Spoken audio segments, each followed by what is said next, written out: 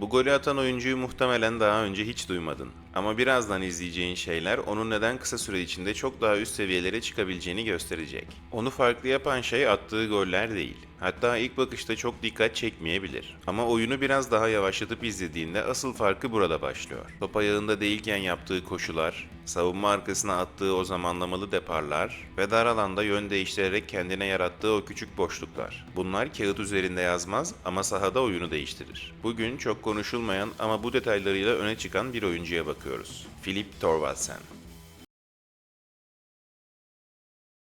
Filip Thorvaldsen henüz bu ay 20 yaşına girdi. 1.74 boyunda Norveçli, güncel piyasa değeri ise 1.2 milyon euro. Vålerenga'nın altyapısından yetişmiş bir oyuncu, daha önce hiç farklı bir takımın formasını giymedi. Geçtiğimiz sezon 21 maçta 5 gol, 2 asistlik katkı verdi, 2 sarı kart gördü, 1309 dakika sahada kaldı. Güncel sezonda ise şu an 6. maçlar tamamlandıktan sonra hazırlıyorum bu videoyu. 5 maçta 226 dakika sahada kaldı, henüz bir gol katkısı üretemedi. Aynı zamanda Norveç'in 16 ve 17 yaş altı takımlarında da süre aldı. Kariyerinde toplamda 74 profesyonel maç var ve bu maçlarda 10 gol 7 asistlik katkısı var. Genç bir oyuncu için hiç fena olmayan bir istatistik. Hücum hattının bütün pozisyonlarında oynayabilen bir oyuncu. Topu isteyen, oyunun merkezine dahil olan ve hücumda sürekli bir şeyler üretmeye çalışan bir profil. Bazen çizgide, bazen iç koridorlarda ama çoğu zaman top ayağına geldiğinde fark yaratmaya çalışıyor. Thorvaldsen'i anlamak için topla yaptıklarına bakmak yeterli değil. Hatta çoğu zaman asıl farkı top daha ayağına gelmeden yaratıyor. Çünkü bu oyuncu oyunun içinde sürekli hareket halinde. Özellikle savunma hattının arkasına yaptığı koşular zamanlama açısından oldukça dikkat çekici. Koşuyu erken atmıyor, geç de kalmıyor. Tam doğru zamanda hareketlenerek kendine avantaj yaratıyor.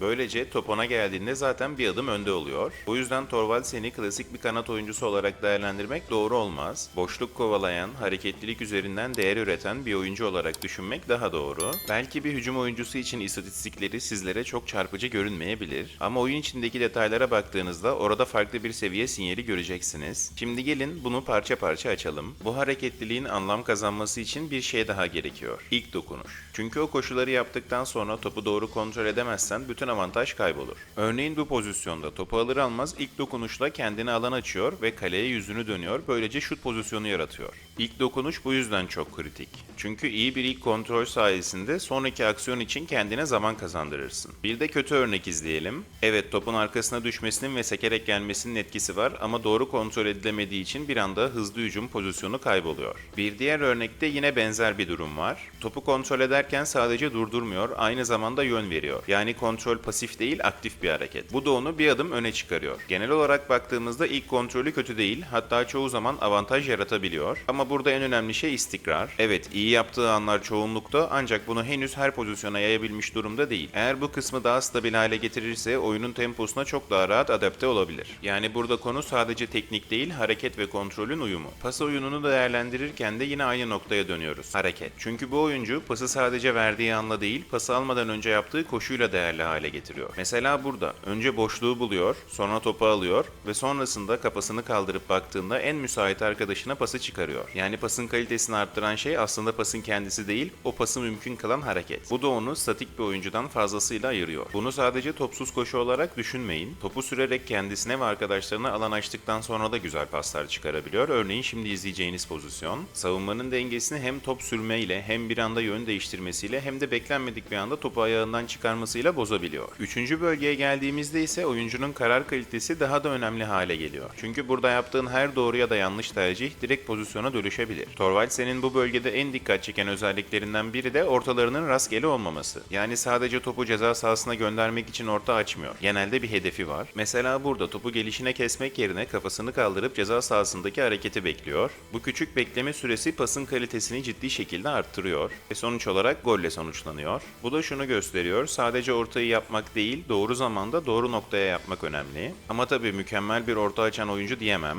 Burada da kendini geliştirmesi gereken bir taraf var. Bazen karar vermek için fazla süre harcayabiliyor. Bu da savunmanın yerleşmesine izin veriyor ve avantajı ortadan kaldırıyor. Genel olarak baktığımızda ise ise son 3. bölgede rastgele değil daha bilinçli aksiyonlar deneyen bir oyuncu. Bu da uzun vadede skor katkısının artabileceğine dair önemli bir sinyal. Biraz da birebir oyununa bakalım. Çünkü modern futbolda bir oyuncunun fark yaratabilmesi için sadece pas yetmez, adam eksiltmesi de gerekir. Thorvaldsen burada ilginç bir profile sahip. İlk bakışta çok patlayıcı, çok hızlı bir oyuncu gibi görünmüyor olabilir. Ama onu etkili yapan şey hızından daha çok zamanlama ve yön değişimi. Örneğin bu pozisyonda küçük bir yön değişikliğiyle kendine avantaj yaratıyor. Bu da bize şunu gösteriyor. Driblingi fiziksel üstünlükten çok denge ve teknik üzerine kurulu. Ama tabii ki gerektiğinde hızıyla da fark yaratabiliyor. Bir diğer önemli detay ise topu ayağından fazla açmaması. Top hep kontrol mesafesinde kalıyor. Bu da dar alanda daha rahat hareket etmesini sağlıyor. Ama burada da net bir gerçek var. Bu tarz dribling profili üst seviye atletik savunmacılara karşı her zaman işlemeyebilir. Yani alan bulduğunda etkili olmaya devam edebilir ama sıkıştığında zorlanabilir. Thorvaldsen bunu zayıf ayağıyla tolere ediyor. Hiç fena olmayan, gerektiğinde pas, orta, şut konusunda kullanabildiği bir zayıf ayağı var. Bu önemli çünkü bir oyuncunun iki ayağını da kullanabilmesi onu savunması çok daha zor bir hale getirir. Tahmin edilebilirliği düşünce de yapabilecekleri artar. Genel olarak baktığımızda ise doğru anı seçtiğinde rakibini eksiltebilen, zaman zaman patlayıcılığı olabilen, set hücumlarında da etkili olabilen bir oyuncu. Şimdi çok kısa ama önemli bir detaya bakalım.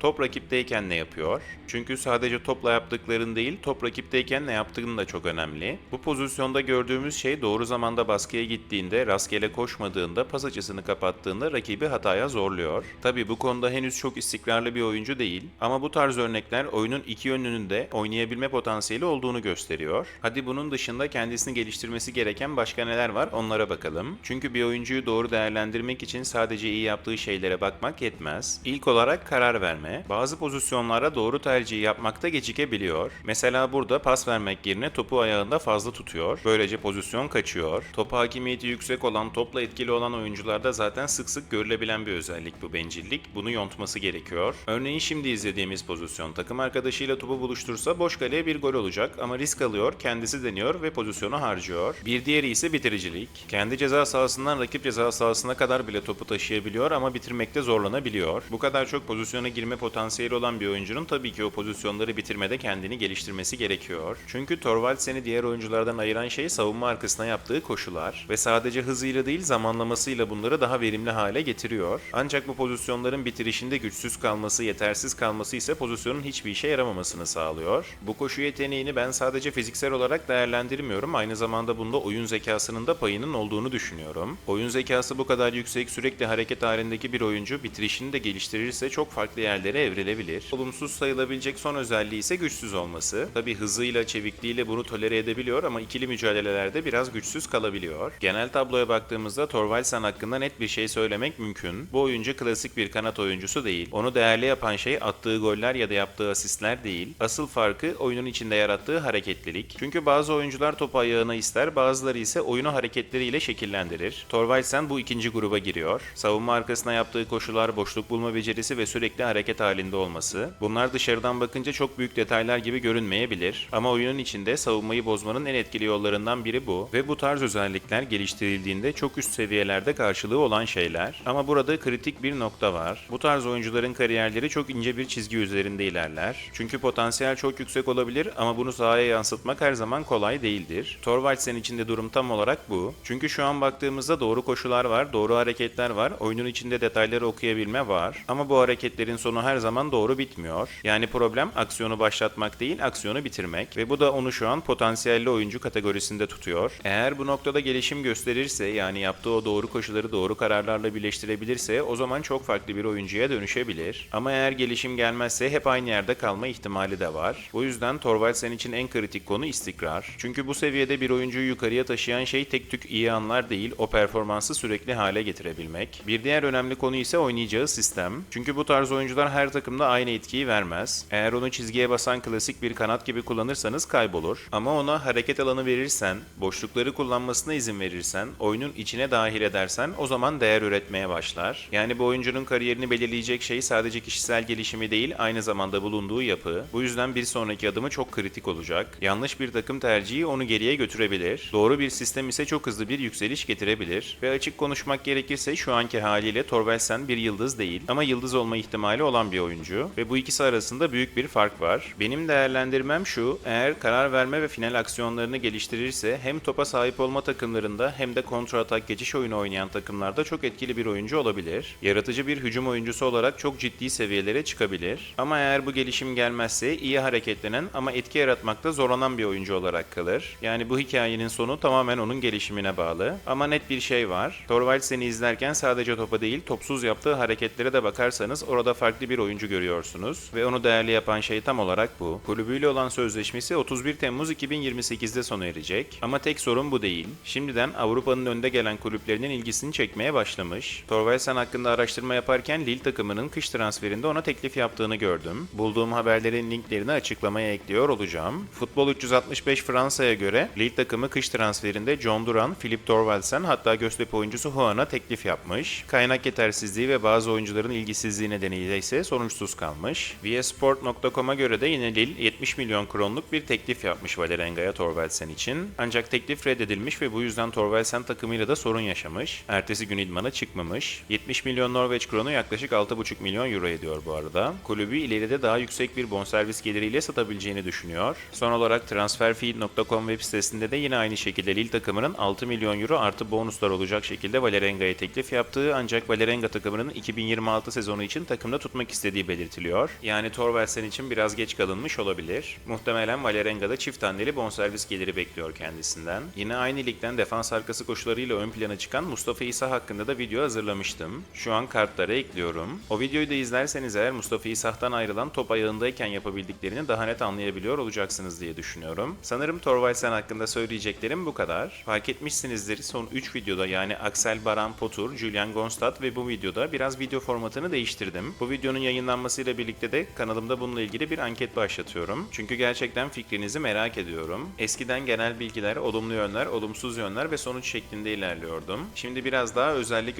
ilerlemeye başladım. Tabi böyle olunca anlattığım özellikle ilgili görselleri ekrana koymam daha kolay oluyor. Ama siz de fikrinizi yorumlarda ya da başlattığım ankette belirtebilirsiniz. Son olarak vaktini ayırıp buraya kadar izleyen, dinleyen herkese çok teşekkür ederim. Biliyorsunuz yeni bir kanalım, büyümeye çalışıyorum. Bu yüzden abone değilseniz eğer abone olmanız ve yeni bir video paylaştığımda kaçırmamak için de bildirimleri açmanız çok iyi olur. Aynı zamanda videoyu veya oyuncuyu beğendiyseniz bir beğeni bırakmanız ya da yorum yapmanız benim daha fazla kişinin önüne düşmemi sağlayacaktır. Bir sonraki videoya kadar kendinize iyi bakın, hoşça kalın.